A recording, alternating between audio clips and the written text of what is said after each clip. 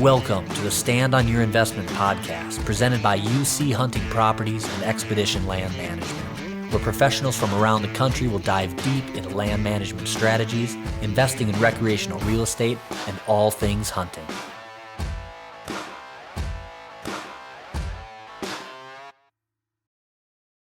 All right, welcome back to the Stand on Your Investment podcast. Excited to announce a 3+ part series that we're going to do on hunting and land ownership specific to the Western United States. Somewhere I hold near and dear to my heart is Montana. I wore this shirt specifically for you today, Brandon. My favorite state outside of the illustrious Iowa that we call home is definitely Montana for multiple reasons. But we're going to kick this thing off, like I said, and like I said, I'm saying 3+ parts because today we're going to feature Montana. So our special guest is Brandon Guhy of Northwest Realty and Auction up in beautiful Malta, Montana. I would call that Northeast Montana, I think, just to give you a reference. He's an agent up there for the powerhouse duo of Tanner Anderson and Carly Bishop. Awesome people, awesome firm, and these guys know what they're doing out there. So Brandon, I believe, and Brandon, I'm going to kind of turn this over to you to give a little introduction and background about yourself. But Brandon is, I would call, the resident expert of all things real estate and hunting connected for the firm. So with no further ado, Brandon, tell us a little bit about you, your background. I hate to say your day job, but I'm going to say your day job, and then we're going to dive right into the hunting end of this thing. Yeah, kind of lived several places out in the West. I've lived on the High Line between Malta and Glasgow now since about 2011. I used to live in the western side of the state in the early 2000s, and just kind of grew up.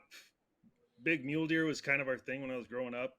You know, I still remember my dad had a 200-inch buck when I was a little kid, and that's something that you kind of creates that way of life. It's just something, one of those earlier memories that sticks in your mind forever, and it's just what you enjoy doing. And well, it's the holy grail, right? That magic 200-inch number. Yeah, and they're pretty rare nowadays, you know. But we grew up. Our big thing was mule deer and fishing, bass fishing, and hunting. And we worked, you know, we trained a lot of our own bird dogs. We're kind of a lab crew, a lot of Labradors and smart guys. Yeah, since we've got up here, the walleye thing's kind of caught on, but I like doing it all, and my kids seem to enjoy it one more than the other. But it's a little different fiasco when you take the whole crew out there, but we seem to enjoy it. It's all right. So right on. So we've been looking for bighorn sheep lately, so they're digging that. Well, that's cool too. I wouldn't mind chitty chatting about that because obviously you've been part of quite a few successful sheep hunts, and I think maybe the most recent being your dad when he drew that tag. He killed a pretty damn good cranker up there. Yeah, that was I got lucky, and I actually lost my points years ago when I had to move away. I couldn't afford to front that non-resident fee, and I built them back up for 11 or 12 years, and I drew a sheep tag, and then my dad was with me the whole time. That was pretty cool. And then a guy out west drew the tag that I had the year before, and I got to go help him. And yeah, it's pretty special when you get to look at those things. And eastern Montana does have the biggest bighorn sheep around. It's a pretty special deal. Well, that Missouri River Breaks area in general has a lot of big critters, period. Yeah, it does. Which kind of leads me to how I'd like to start dissecting the conversation, Brandon. So I think the points I want our listeners to get out of this, especially relative to Montana, would simply be that let's kind of highlight elk. Let's dive into mule deer. Maybe let's even split the state kind of between east and west, because I mean it does seem like there's a distinct group that goes to western, the western slope or the western side of the state, and there's a lot of guys that are hunting, central or what I would consider East Montana. Let's dive into it. And I think where I'd like to start is just the 10,000 foot. What does land ownership do in regards to the hunting, the tags, the permits, even like landowner preference? I'll just kind of let you take it from the top, and I'm sure as you're going along, we're going to have things we're going to have questions about or want to chime in on. So if a listener was interested in land ownership in Montana, I specifically want to point out some advantages to potentially what that means and what it takes to get there.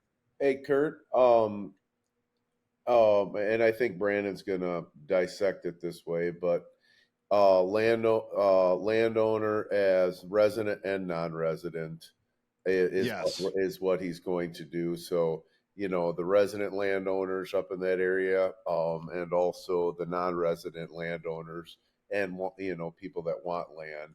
This is all for you, not just somebody come from out of state. So. Yep. Right.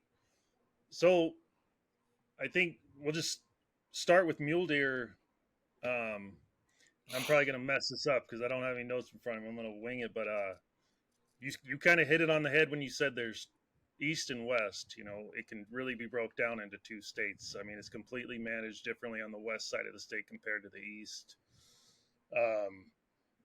The eastern side of the state, when you take region 6 and 7, there's one special draw in this unit, and in my mind, they let out too many tags in that unit.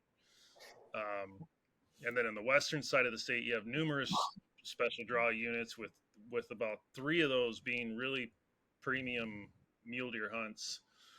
And if you, for example, everybody knows which ones they are. You're talking about the south end of the Bitterroot, unit 270, 261, 262.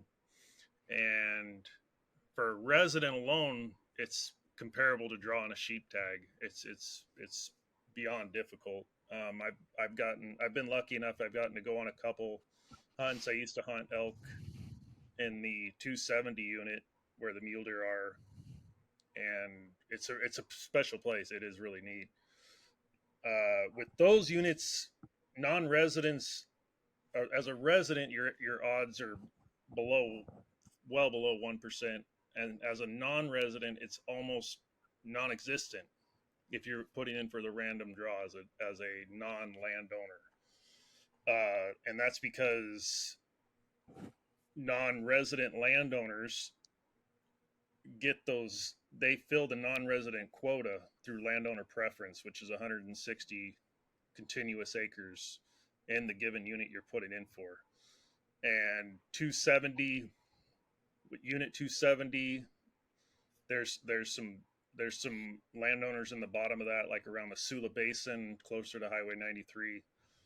And I don't have those odds in front of me, but I'm pretty sure a random non-resident drew either 261 or 262. But usually those tags are the non-resident quota would only be 4 to 5 maybe, or something like that, if that, and they're usually filled up. Now land over there does become quite expensive. You're talking, it can be anywhere, but 3,000 to 5,000 an acre is not out of the ballpark. And they also don't come up very much. 261 and 262s in the Bitterroot, like in the Bitterroot Valley itself, and then they have an area called the Bench, which is up high. When you're looking, it'd be east of 93. And all 3 of those units are premium. They're some of the best in the West. They really are. And that is the way for a non-resident or a resident to definitely improve their odds in all 3 of those units. Well, and Brandon, on that note, you kind of gave an example, and I think this is actually worth talking about because it speaks volumes, right? So you gave an example, and you said the total quota for mule deer in unit 270 is 45 total permits. For the buck, yeah, the non-3-pointer for the premium buck tag, yeah. Yeah, and that said, the quota for non-residents as a whole is 4. That'd be right. Yeah. So the quota for resident and non-resident landowners is 7.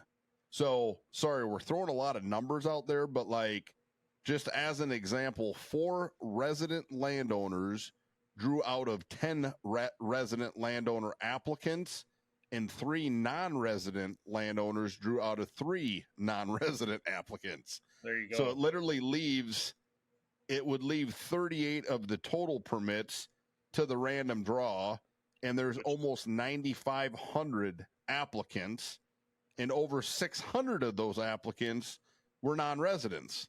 So one non-resident applicant did draw.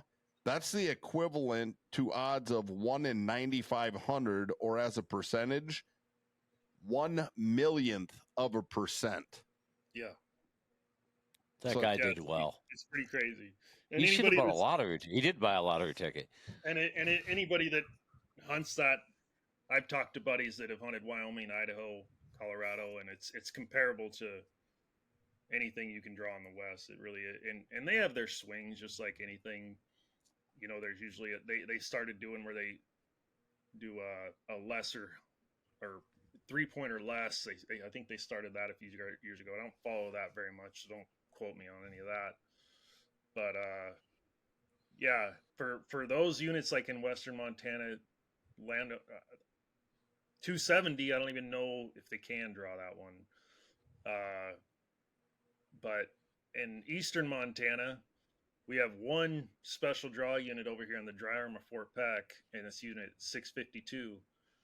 And I'd say it's similar in size, maybe even smaller, but the visibility is way higher. That's a big difference between East and West. And I can't remember what the quote is at right now, but I think it's well over 100, maybe 150. So that unit doesn't produce the bucks, the caliber of bucks that they do over there. But what Eastern Montana has, it definitely has the capabilities to produce big bucks. Most areas of Region 6 and 7 both. So it's a total flip alternative to, rather than owning land to get a special tag, there's land or areas over here where you can own land and really benefit from it. A lot of these guys get hooked up with the BMA, which is the block management program. And I don't want to speak too harshly about it, or it was a great idea. But I think it's getting a little overboard because a lot of land's getting opened up, and these bucks it's hard to get some age on them. But there's a lot of areas in both Region 6 and 7 that can produce some big bucks. And when the landowner does improvements or does things to take care of them, they don't have to do a lot. Just shoot selective harvest, and they can really have something special. Well, and we've seen it firsthand. I mean, the ranch we hunt out in Eastern Montana, basically in that Ingomar area, very large landowner. I would consider the hunting pressure light. It's definitely nothing like town, Kurt. Yeah, exactly. But we've seen it, and we've seen some absolute hammers on that ranch. I've been lucky to take a couple of them. So the genetic potential's there. I think the key to the equation truly is getting some age on them, letting them hit 5-6 years old, and all of a sudden you got some giants, some 200-inch caliber stuff. And I think it's important for landowners to know, or people out here, and it's trying to explain how rare a 200-inch mule deer is now, and how hard they are to come by. And people might say it's trophy hunting or whatever, but to me, it's a perfect explanation of your herd health. I've never seen a really good mule deer herd or a really bad mule deer herd that's in a lot of trouble producing big bucks. I'd rather see them somewhere where I can't hunt them or whatever than not see them at all. Right. That's a bigger problem in its own. So, Well, we talk about just I mean, Montana can get harsh. Whether you guys can actually get winter kills. Obviously, you went through long drought periods. And Fire. fire, yeah, been there too. All those things. When a landowner, when you do purchase your land and you do take care of it, and you actually do it with the intent of making the best habitat for like elk and mule deer, you can still be very successful. I mean, it's a giant Midwestern thing, Mm-hmm. but truly it applies out west just as much. It's just less. It's not mainstream there. Well, and it's a little different in the fact that these are migratory animals, right? They move, they cover more ground than what we deal with here in the Midwest. But the reality is, if you create that oasis per se in the desert, you're going to attract more animals. You're going to keep more animals, and they adapt over time. They know where they can go in the winter to eat. They know where they can go during hunting season and stay alive. And ultimately, I mean, if, like I said, you create that oasis scenario, if you have the does, you're going to have the bucks, period. 100%. Yeah. The mule deer thing, I don't think it's specific to Montana, Brandon. I think the entire Western United States, even some of the super premier stuff, the Henry Mountains in Utah, the Arizona Strip, even those areas, I don't feel like are producing the top end caliber of deer that they used to or have historically produced. Yeah, they were in a pretty severe drought for quite a while, and that didn't help. And we had a drought for almost 3 years here, and the pressure didn't let up. Right, the tags were still being sold, and that fawn recruitment really hurts during those times. And then on top of that drought, we had a pretty nasty winter. We had about 5.5 months of winter. It seemed like this last go right after drought, and you can see the difference compared to 5 years ago. I mean, there's always swings. It happens, and that was pretty hard drought that we just had, and yeah, it takes its toll. This might be a little better year. There's probably going to be a few with the weather we've been having. It's definitely better. The Dakotas seem to do a little better the last year, and yeah, but that drought, you could definitely see it in the younger animals being recruited.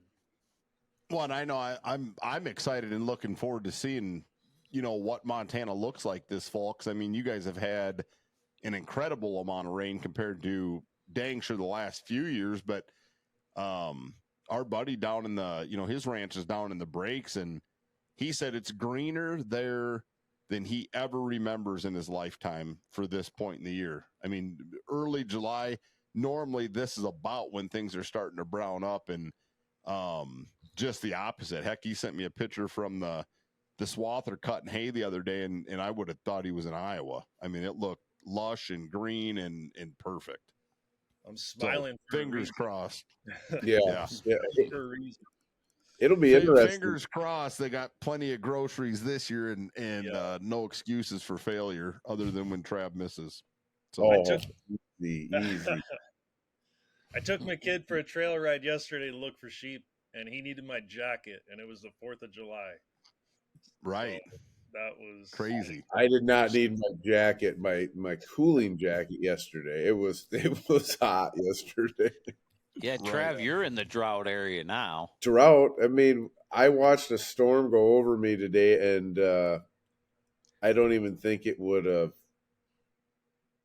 been enough to fill a cap on a. It didn't even, clear, cover the ground.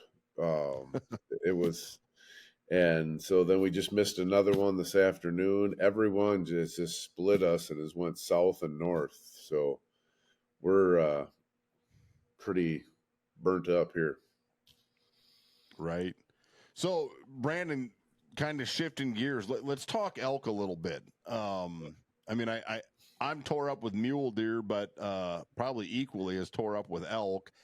And I know, I guess what I can know and understand about resident, non-resident, regardless, it takes 640 contiguous acres to put yourself in the realm of landowner preference out there. walk us through that a little bit so people understand what it takes for landowner preference relative to elk.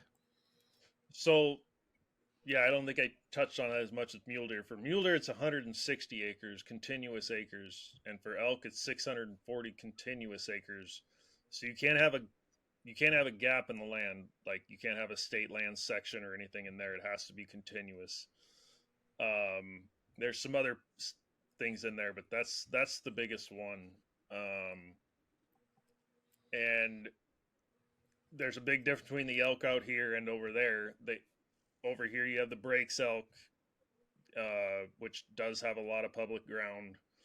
You have some of the stuff down in Region 7 or further south, like Bull Mountains, which is more private. And then there's, stuff further to the west towards the cutoff over there. But you have on the north side, you have 620, 21, and 22. And then you have 700 on the south side of the Breaks where you guys are more familiar with. And 410 and 17 and those are all they all cycle. Like 620 and 22 I think are going through a pretty bad deal. They're not on the top of their game right now, but every one of those units has their cycles. But yeah, if you can get land in there, if you compare the random draws with the rifle permits, some of those you can draw almost every year as a non-resident or resident, depending on which unit you are as a landowner when you're on the landowner preference for rifle. And those are really premier tags, almost any of them, depending on the year and what's going on. But key takeaway, and I guess I know this just from asking questions through the years, but our buddy out there, we've jokingly talked about, me acquiring at least 640 acres to open that landowner preference gate. Cause he made mention, I'm going to say this wrong, Brandon, but like, I think he said there were 10 or 15 landowner preference tags available. And I don't know if we were talking about 700 or 410, but I think we were talking about 700. And last he knew, there was only like 4 landowners even putting in for the preference. So yeah, basically was 100%. Right. Like you'd get it every year. Yeah. Don't quote me. They might not be 100%, but you're talking about tags that take 30, 40. Sometimes people don't draw them. I know people that live in Malta. I used to live there a while. I know people that have been putting in that tag forever, and they've maybe drawn it once. And yeah, residents, that one's a little bit harder, but when they own the land and they can get the tag, and 700 is, yeah, it's the same way. That's a premier tag to me for a rifle. And there is a lot of archery permits. You can draw it in the random fairly successfully, with which you guys know. But the rifle's a whole nother ball game, and right, very desirable. It's and that's a big difference too. The western side of the state is a completely different ball game. They have they have their special draw units as well, but out west, you have a lot of low laying private land that's below national forest, below the higher elevations and stuff. And those guys are in a kind of a flip position as our mule deer. You'll see a lot of places out there that are in general areas, and wherever the less pressure is, or the improvement that's not demolished, they get the elk. Yeah. And it is what it is. A lot of people hate it. It is what it is. Well, sometimes you look at that. I understand a lot of people hate it, but obviously you do own the land. If you own the land, I mean, you bought it for a reason. And if you didn't have those pockets where elk could go and hide, or mule deer could go and hide, or sheep could go and hide, you wouldn't have the quality of animal that you do have in that state. The reason that state is very well known for its mule deer, its elk, its sheep. You're talking about some very valuable animals that Montana has some of the best. And that's a huge reason why. is you can't get everywhere. I mean, sometimes you physically can't get there because it's a shale mountain you can't get over. But that's what makes those things special and keeps Montana special. You hit it right on the head. They have to have a place to go, and that's kind of what's going on with our mule deer over here. Is they're kind of running out of a few places to go in certain areas. They only migrate so far and move so far. It's not like they're going from 10,000 feet to 2,000 feet, down or more flat breaks, coulees, stuff like that. But they do move, they do migrate. But with again, that block management thing, it was a great program that started. I understand it, why it did, and it's a good thing to a point, But when they don't have places to go, they die. I guess I like to see people thinking about the deer and the elk first. Well, and no matter how you cut it, I would argue it's the landowners, the ranchers that are supporting the herd the most. They're feeding them. And these guys got hay fields and pivots and whatnot, and they're creating lush food basically in the middle of a desert.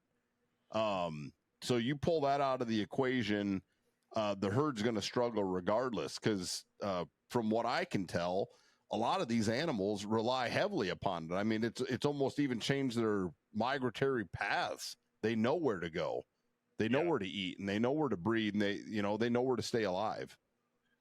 And it's almost like those places almost don't need a pivot. They don't even need the alfalfa. The reason they're there is because they're not getting chased. You see that? Yeah. That's my take. Some people might disagree, but that's why you got to hike farther, from a road. Like it's the same thing. I know places out here that hold mule deer certain times a year, and it has nothing to do.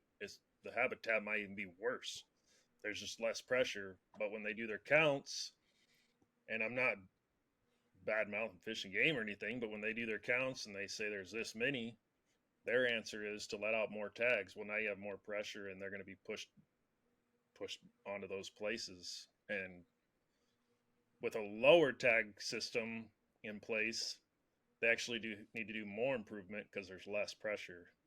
And Brandon, we kind of dove right into this, and I probably should have started this by just giving a general overview of Montana in general. I mean, the entire state is a draw, at least from a non-resident looking in. You're going in, even to have a general tag. We keep bouncing back and forth between special permit units and general units. But the reality is you got to draw the general first, and then it's almost like double jeopardy if you're trying to hunt a special permit, because once you've secured your general, if you want to burn up bonus points, you can try to draw a special unit. Right. So it's basically double jeopardy, where just because you secure a general does not mean you're in better shape going into the special permit draw, because at the end of the day, everyone that's in the special permit drew their general. So like I said, I always looked at it like it's kind of like double jeopardy. Right. Yep. Well, we got pinched the one year that way. We should have drawn. Yep. But we didn't. Our group didn't draw the general unit. Yep. And we had plenty of points we should have drawn, and all of a sudden, like, what the heck? Why didn't we draw the special unit? And sure as heck, we didn't draw the general, so they didn't put us in. Yeah, and I'm trying to remember. I think it was 21, Brandon. Like the first year we really seen the I don't know, COVID push or whatever, right? Like the applicant numbers went up by 30,000, and really what ended up happening was a lot of repeat or every year non-residents that were coming to Montana. They didn't draw because so many people in 20 had bought a point and then applied in 21, and it bumped out the guys that came every year like clockwork, well, us included. But that is also the year that I think the governor signed some legislation that year where basically if you could prove you had a hunt booked with an outfitter, they went back through and reissued general tags. Oh, really? So yeah. Yep. Well, in their argument behind it, a huge chunk was, if you're going to go with an outfitter, it's very much so like private property. No one else is going to shoot those animals. So their numbers, they had plenty of elk or plenty of mule deer to handle giving out those extra tags. But to some of your point, those other people were still hunting those units in places that they could. And that's where you're alluding to the not regulating the tags enough and shooting too many and having too much pressure. That's what happened. And those places that were private, that were sanctuaries, all benefited greatly because all those animals got pushed into those locations, and the same amount of pressure that always been applied was applied. Not anymore. One, and the other side of that is, I mean, the economic impact to outfitters in Montana, the towns they're running these camps out of, when an outfitter's bringing 50, 60 guys in a year, that is a lot of cash influx in and around all those areas between restaurants and hotels and bars and whatever. Not to mention they would have broke the back of a lot of outfitters in Montana. So not to turn this into a do it yourself public land versus an outfitted hunt. The reality is natural resources in Montana are a huge part of what that state has to bring in tax revenue, money. I didn't know. I know the influx. My brother had, I believe he had 5 points for the permit, and he was planning on drawing his archery tag, which is a fairly easy one. He was going to put in with me. He didn't draw the general, and that I can't remember what the numbers were. You guys probably know more than me, but there was a lot more people that put in Montana, and I think it happened all across the West. But I think you got to realize Montana, especially eastern Montana, is probably one of the last places in the West where it's that many tags let out for both elk and mule deer. I don't know the numbers all the way across every state off the top of my head, but it's not general for you. But if you draw it, it's still considered the general mule deer tag, and it's for years since I've been around for a long time. It's always a fallback. A lot of non-residents use it as a, hey, if I don't draw Utah or Nevada or Colorado, I can always get my Nevada deer tag. And with that COVID thing, it just multiplied. And I don't know how many people I've heard this year pretty upset that they didn't draw their deer tag or their elk. I've heard of it several times where they didn't, because they're all the applications are different across each state, and Montana is definitely different in the way they do theirs. There's good and bad with each one. And I think that influx in general, whether we see that per se smooth itself out and, some guys start falling out of the desire to get out there, I think that even stresses the importance of, owning land there probably more than ever. Because like I said, I think the influx, it was like 30 some thousand new applicants on top of all the guys that were already trying to draw. That definitely sounds right. And I'm going to be a little partial to eastern Montana. I live out here. This is where I spend a lot of time, and it is kind of can be an outdoor paradise. It can be frustrating, but opportunities there, and there's good years, there's bad years, and well, you've seen what it likes. You can people can come out here, and if it rains for a week, you might not be Good luck. hunting, or there's It's not going to be fun. the rain can be the biggest conservation tool we have in the fall when we get those, but yeah, there's a lot of benefit for both elk and mule deer, especially. I mean, I live out here, I see it all the time, and there's a ton of value to be had for those that do it. Especially, I'm going to say mule deer, especially because to find those high quality mule deer is getting, in my mind, it's getting more rare, no matter where you go. And eastern Montana could be a real extension of what some of the stuff you see and hear about in Saskatchewan. We have the same habitat they do, and it's a pretty special place all the way down region 6 and 7 in certain areas. And every now and then, you have certain years where certain pockets of them, they show what they can truly produce, and it's pretty amazing. So I hope like hell this is one of those years we find a pocket of them. yeah. So Brandon, if you were given the opportunity to pick Mhm. an area of I'm just gonna be a 10 to 20,000 acre ranch, just a small little ranchette out there, kind of. It's like a little 5 acre piece out here, or I mean, Yeah. whatever size. What area in eastern Montana would you pick? Are you talking elk or mule deer or wolf or? I mean, you're a mule deer guy, so I know you're going to be buying more of a mule deer spot. So, Man, if I answer it, I gotta be careful how I answer. One of my buddies might see this and punch me. But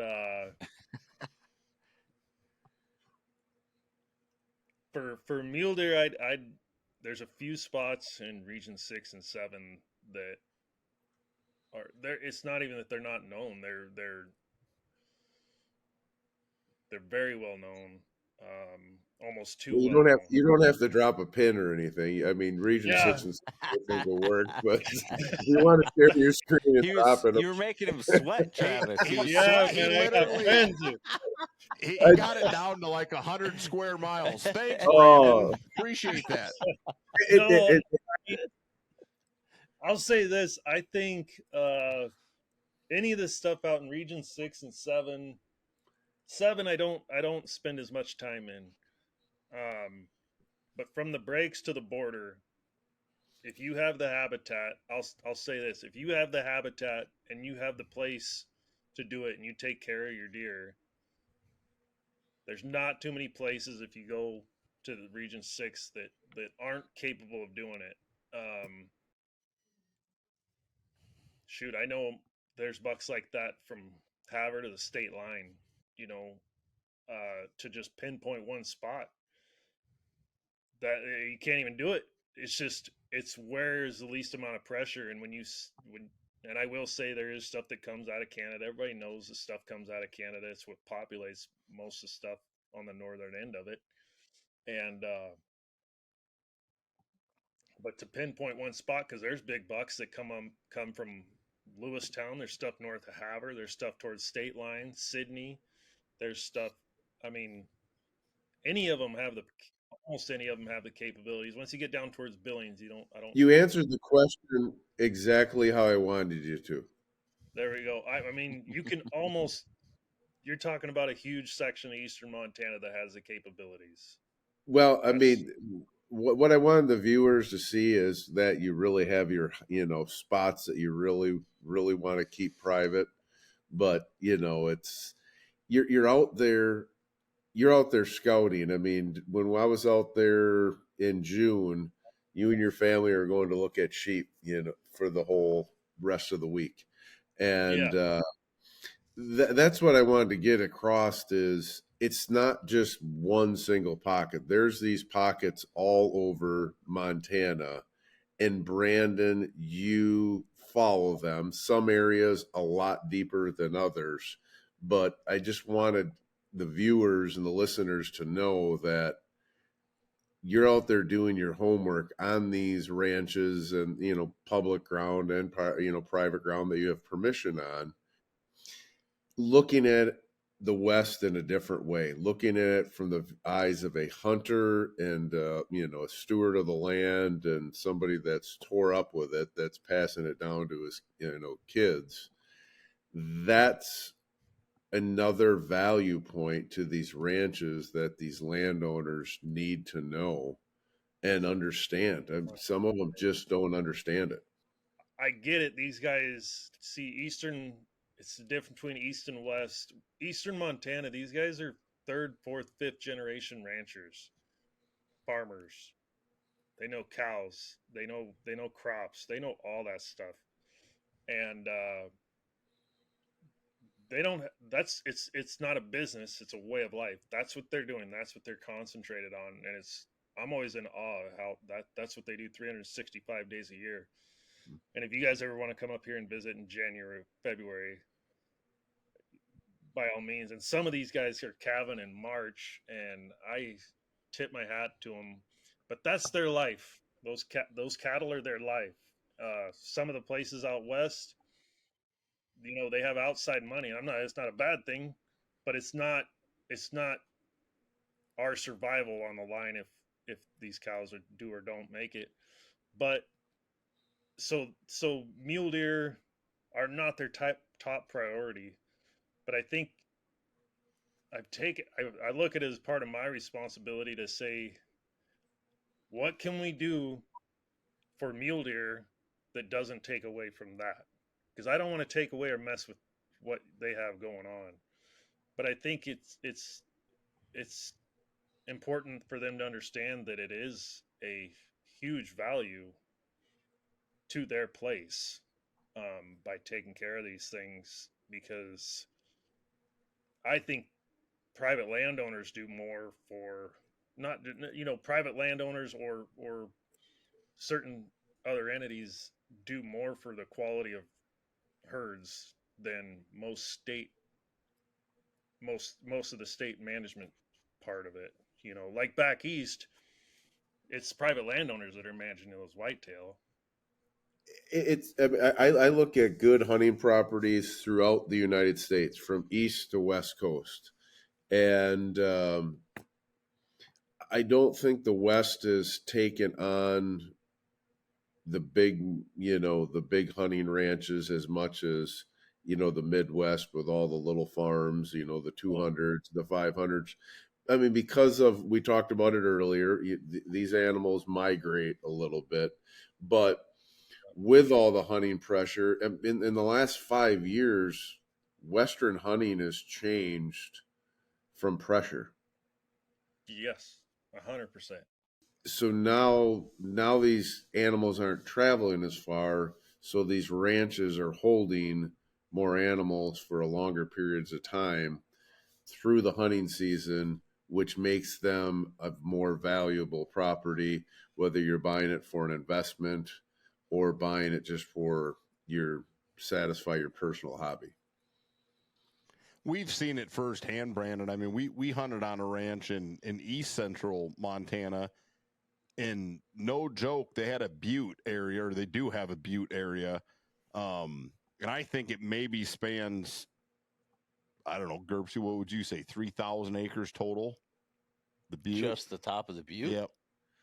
Maybe. Or whatever, a couple thousand acres. So I'm not Small. talking about a huge area, but obviously it was a pretty substantial change in elevation. And when you got up there, it was almost like its own little ecosystem for mule deer. Mhm. Like, all the mule deer on that ranch were there. And for whatever reason, I have no idea. And through the years, when they'd roll down out of the crazy mountains, 100% they had one of the primary breeding grounds for mule deer. And that's why the only way I can explain it is it was almost like that butte specific to this huge ranch. I mean, hundreds of thousands of acres on this ranch. The best mule deer hunting on the entire place was this little 3,000 acre butte. Mm-hmm. And herds of deer. It was pretty cool to see it. And I'm happy to say, I think I've seen it probably at the best of the best through the years. Not to brag, but I think I got the largest mule deer ever off the ranch. But it was awesome. And like I said, it was like its own little ecosystem. So you keep talking about these little pockets in eastern Montana. And if a listener doesn't understand the vastness of eastern Montana, you need to see it once, because there's a reason they call it Big Sky Country. And I think in Big Sky Country, there is a boatload of those little pockets, period. There's land for all of it.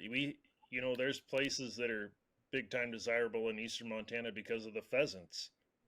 There's Sure. places that are big time desirable because of the whitetail, or for the mule deer, or for the elk, or for a combination of each one. And those pheasants, I don't know how many pheasants they're planting out here, but it's not very many. We got it's a lot of wild birds out here.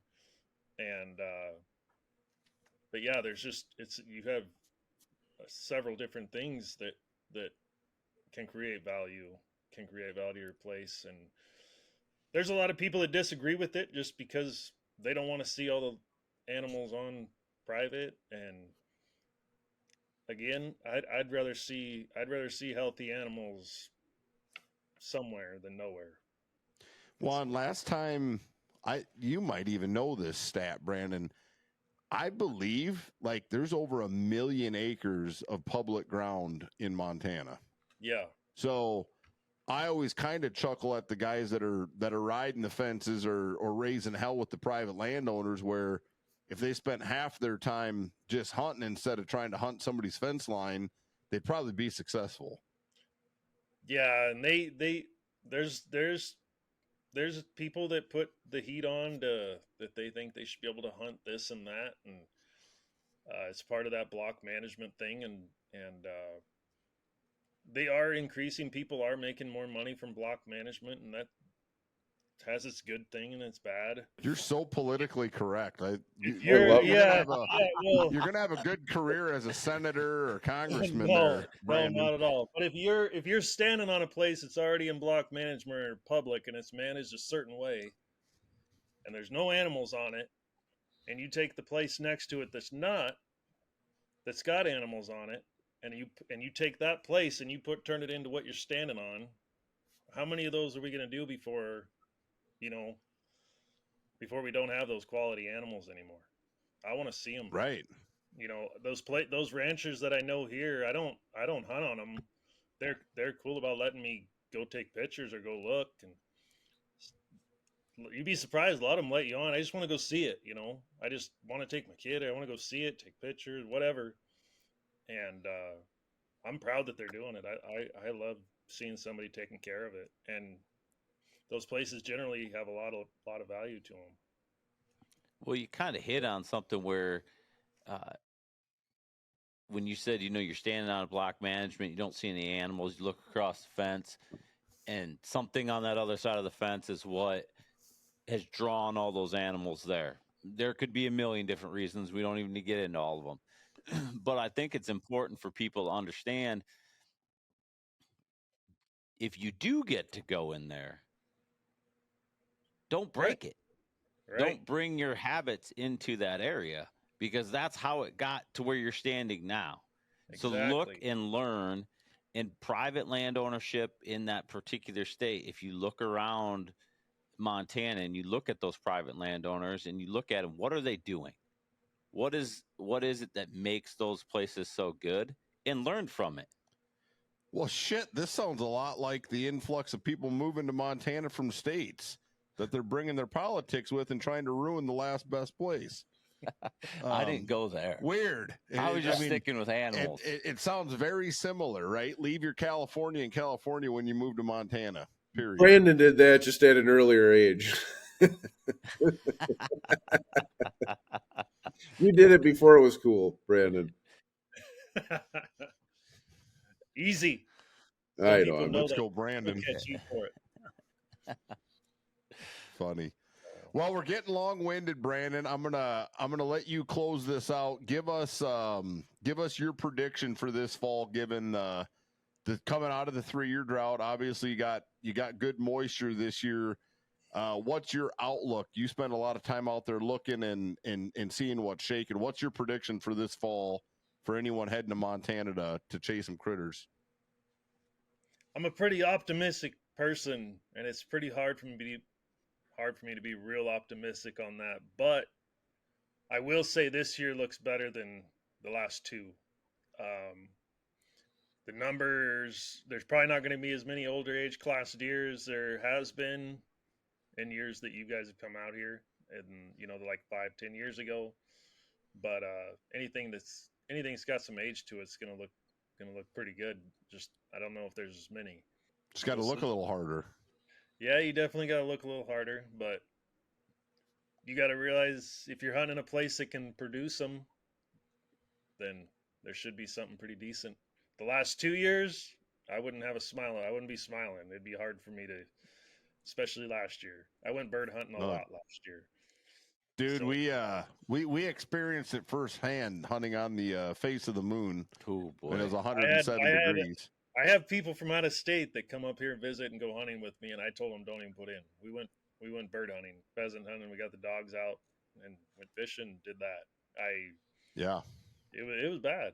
Yeah, it was bad. Well, I was just going to ask Brandon on a personal note. I mean, did you draw any tags? You got any big hunts coming up this fall? I got an archery elk tag, but that's the only one. I was really hoping. Some of my hunts, I don't have a tag. Usually somebody else has the tag, and I was hoping my uncle was going to draw a Paunsaugunt, Utah, but he didn't draw it. There was some other stuff going on, but some of that fell through. But I got an archery elk tag, and I'll be bird hunting, and I'll have a deer tag in my pocket. So we got to ask your archery elk tag. What unit will Brandon be hunting? I'll be in the same unit as you, 700, but it's a little harder on the legs. I got to hike in there quite a ways.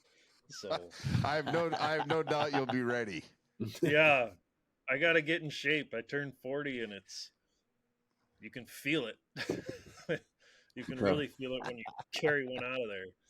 So I'm knocking on 50. I hear you. yeah. So, but well, right on. So, key takeaway, I would argue, is there are very clear benefits to land ownership relative to hunting in the great state of Montana. Anyone that wants more info, I would tell them, or I'd strongly suggest reaching out directly to Brandon.